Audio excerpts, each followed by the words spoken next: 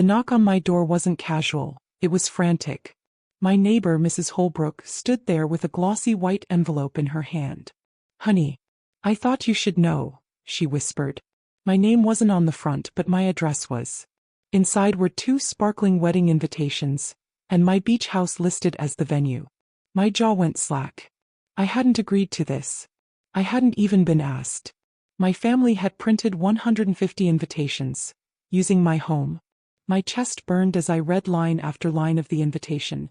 "Join us at the Taylor family beach house for the wedding of Rebecca Taylor and Daniel Hughes." My house. My sacrifice. My years of hard work reduced to a family possession. My phone buzzed with messages. "So excited to see the house in person. Can't wait to party by the ocean view." I felt sick. If you're watching this, drop a comment, hit like and subscribe, because what I did next turned their fairy tale into a nightmare they'll never forget. My name is Kara, I am 31 years old, and my family decided to steal my home for a wedding I never agreed to. And this is how I took my revenge. Rebecca, my cousin, was always the princess. The golden child who never paid for anything herself. Aunt Margaret bankrolled her life and now apparently wanted me to bankroll her wedding. My parents? Silent. They knew and said nothing. I bought that beach house after 10 years of scrubbing hospital floors, working double shifts as an ER nurse. Every shingle, every plank, every wave that crashed outside the deck. It was mine. Not theirs. Yet somehow in their eyes it was the family house. At Sunday dinner I waited, holding back my rage. Rebecca giggled across the table. "Oh, Kara, thank you again for letting us host the wedding at your place. It'll be perfect with the ocean backdrop." I smiled slowly. "Funny. I don't remember agreeing to that." Her fiancé Daniel chuckled. "Well, your mom said it was already settled." My mom avoided my stare. My dad busied himself with mashed potatoes. Silence roared louder than waves. Inside I swore I would not let this stand. The first step wasn't confrontation. It was paperwork. And I already knew who to call. My realtor friend Jenna, who specialized in high-end short-term rentals. I explained the situation, my hands shaking. She didn't even hesitate. "Let's list it out for that week. You'll make enough in 3 days to cover 6 months of your mortgage. They'll have no legal right once a contract is signed." I could almost taste the satisfaction. My family thought they could steal my house. I was about to make it someone else's. When Rebecca showed up the next week with florists, she was about to learn the truth. Rebecca arrived in a champagne-colored sundress, hair curled perfectly, with a swarm of florists trailing behind her. Her high heels crunched on my driveway gravel like she owned the place. I stood at the window, arms crossed, waiting. Her voice rang out. "We'll put the archway here and the chairs can go in 3 neat rows overlooking the water. Oh, and string lights along the balcony." The arrogance, it burned. But the best part? She had no idea I'd already signed the rental contract. The house was legally off limits to her and every one of her guests. As the florist hauled buckets of roses toward the porch, a sleek black SUV rolled up. Out stepped Mr. and Mrs. Donovan, the couple who had paid top dollar for a 3-day anniversary getaway. They held hands, smiling, luggage in tow. "Excuse me," Mr. Donovan said to Rebecca. "We have a rental here starting today. Could you move?" Rebecca blinked, stunned. "Rental? No, you must be mistaken. This is my family's property. My cousin Kara is letting us host a wedding here." I stepped outside. Fully. Calmly. "Actually, no. I didn't agree to that. And this," I said, holding up the signed paperwork, "is the official rental contract." Rebecca's face drained of color. The florists froze. Daniel's jaw clenched. You rented out your own house during our wedding weekend?" she hissed. I didn't answer her rage. Instead, I looked directly at the Donovans. "Welcome to your beach house stay. Everything's prepared for you." The Donovans smiled politely, rolling their suitcases past Rebecca as though she were invisible. The shouting started almost immediately. My mother stormed up, her pearls rattling against her neck. "Kara, how could you embarrass us like this? Your cousin's wedding is important." Important? My sacrifice wasn't? My 10 years of blood, sweat, and missed birthdays to save for this house? "Mom," I said, my voice low and shaking, "this isn't our house. It's mine. You had no right to promise it away." Daniel stepped forward, fists tight. You ruined Rebecca's big day. Do you know how much we've invested already? I let out a bitter laugh. Invested? You mean the money you assumed I'd cover? Inside, my heart was hammering, but my decision was already made. This was no longer about just a wedding. It was about reclaiming the respect they had stolen from me for years. And I wasn't done yet. That night, while the Donovans enjoyed wine on the deck, I sat upstairs with my laptop. Rebecca's vendors had been emailing me nonstop, thinking I was still hosting the wedding. Instead of ignoring them, I crafted careful replies. Unfortunately, the Taylor family failed to secure the venue properly. Please contact Rebecca Taylor for payment and details. Every single bill, catering, tent rental, photography, was about to land in her lap. The look on her face tomorrow would be priceless. The next morning, my phone erupted with messages. Rebecca, why are all the vendors calling me? Rebecca again, the caterer wants $7,800 upfront. You were supposed to cover this. I didn't even bother replying. By noon, she was pounding at my door again. Daniel trailed behind her, face red. My mother stood in the background, arms crossed like a judge waiting to deliver sentencing. You sabotaged us, Rebecca shrieked. Do you realize how humiliated I am? Guests are flying in expecting a beach wedding, and now they'll have nowhere to go. Nowhere. I tilted my head. There are dozens of venues in town. Expensive ones. Maybe you should have thought of that before you hijacked my address. Her voice cracked. Your family, Kara. Something inside me snapped. No, Rebecca. Family doesn't use you like free property. Family doesn't decide your house is theirs just because they want it. If you're watching this, hit that like button right now, because this is where my revenge became unstoppable. Daniel finally spoke up, his voice dripping with anger. You're selfish. Your cousin is trying to have the best day of her life and you've ruined it over money. Money. I spat. I worked 10 years of 14-hour shifts in the ER to buy this house. Do you even know what that means? Nights without sleep. Coming home with blood on my shoes. Missing Christmas dinners. That is what built these walls. And you thought you could just print an invitation and claim it as your own. My father, quiet until now, muttered, maybe we should have asked Kara first. The room stilled. My mother shot him a glare sharp enough to cut glass. Don't you dare take her side. She's overreacting. For once, someone else looked ashamed besides me. My father dropped his gaze, but I caught it, that flicker of guilt. Rebecca's hands trembled as she yanked out her phone. Fine. I'll just tell people the wedding is still on. We'll set up on the sand outside. That's still technically family property. I almost laughed. Wrong again. I own the beach access too. You so much as set a chair out there without my permission, and I'll have the sheriff here in 20 minutes. Her mouth fell open. Daniel muttered a curse. My mother gasped like I'd committed a crime. But I wasn't bluffing. I had every deed, every title, every legal right in my name. And for once, I was going to use it. Rebecca thought she could scream louder than me. But she didn't know yet. This battle wasn't going to be won with noise. It would be won with precision. Rebecca's rage didn't stop at my doorstep. The very next day I got an email from a law office. Subject line, cease and desist, venue interference. I nearly laughed out loud. She had actually hired a lawyer to accuse me of blocking her wedding, at my own property. I called Jenna, my realtor friend, and read the email to her word for word. She chuckled darkly. Kara, she doesn't have a leg to stand on. You own the house. You signed a binding rental contract. Legally, she can't even set foot on the property without your consent. Hearing those words sent a warm surge of vindication through me. For years, I'd been treated like the doormat cousin, the one who worked hard while Rebecca posed for Instagram. Now the law itself stood behind me. But my family didn't see it that way. That evening, I was cornered at my parents' house. My mother's face was pale with fury. You're tearing this family apart. Do you really want people talking about us like we're trash? This wedding is important, Kara. I set my fork down slowly. You know what's important? Respect.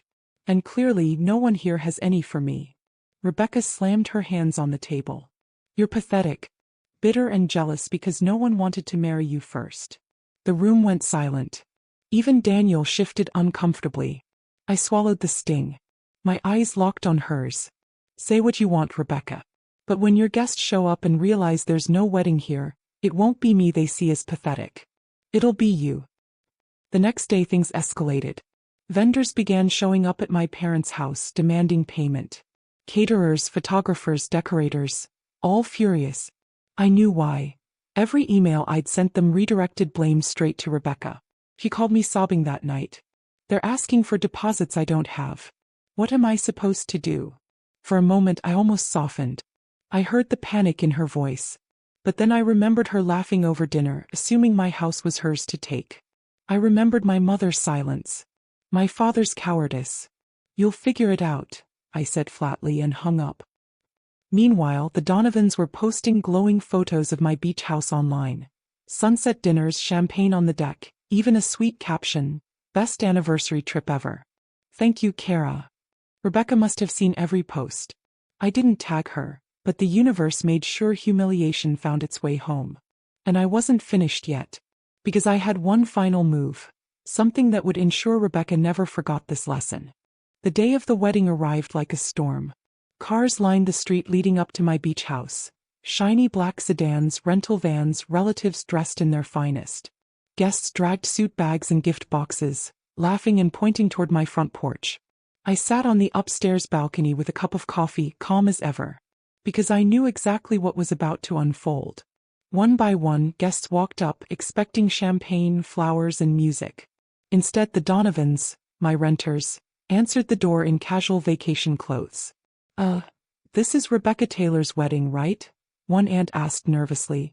Mr. Donovan grinned politely. Sorry, you've got the wrong place. We rented this house for our anniversary. The confusion spread like wildfire. People stood on the driveway, checking their invitations, whispering, craning their necks at me on the balcony. I raised my cup and smiled. If you're still watching, don't forget to subscribe, because what happened next was pure cinematic revenge. Rebecca finally arrived in her gown, veil trailing, Daniel sweating beside her.